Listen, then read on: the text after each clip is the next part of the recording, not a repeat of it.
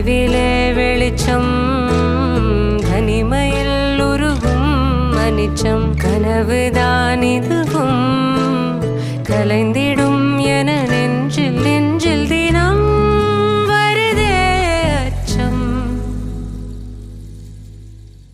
மேகதூதம் பாட வேண்டும் மேனி மீது சாரல் வேண்டும் காளிதாசன் காண வேண்டும் வானவில் வரும் வாழ்வில் மீண்டும்